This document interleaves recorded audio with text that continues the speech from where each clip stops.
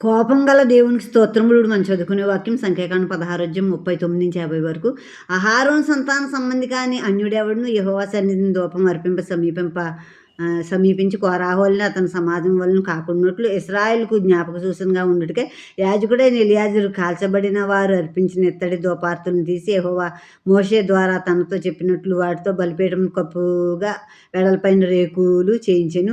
మరునాడు ఇశ్రాయేలు సర్వసమాజం మోషే అహరోనులకు విరోధముగా సణుగుచు, మీరు యెహోవా ప్రజలను చంపిదరని చెప్పి సమాజము మోషే అహరోనులకు విరోధముగా కూడెను. వారు ప్రత్యక్ష గుడారము వైపు తిరిగి చూడగా ఆ మేఘం దాన్ని కమ్మెను. యెహోవా మహిమయు కనబడెను. మోషే అహరోనులు ప్రత్యక్ష గుడారం ఎదుటికి రాగా యెహోవా, మీరు ఈ సమాజం మధ్య నుండి తొలగిపోవుడి, క్షణంలో నేను వారిని నశింపజేయుదునని మోషేకు సెలవీగా వారు సాగిలపడిరి. అప్పుడు మోషే, నీవు ధూపార్తిని తీసుకుని బలిపీఠం నిప్పులతో నింపి ధూపం వేసి వేగంగా సమాజం వద్దకు వెళ్ళి వారి నిమిత్తం ప్రాయశ్చిత్తం చేయము.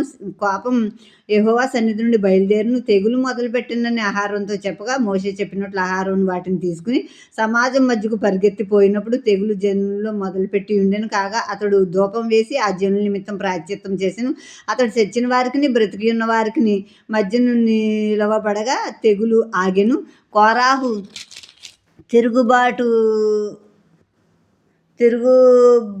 తిరుగుబాటును చనిపోయిన వారు గాక 14,700 మంది ఆ తెగులు చేత చచ్చిరి. ఆ తెగులు ఆగినప్పుడు అహరోను ప్రత్యక్ష గుడారం యొక్క ద్వారం దగ్గరనున్న మోషే యొద్దకు తిరిగి వచ్చింది. వాళ్ళు తెచ్చిన 250 ధూపార్తులతో తిరుగుబాటు చేసిన వాళ్ళ ధూపార్తులతో బలిపీఠం పైన రేకులుగా కప్పుగా చేశారు.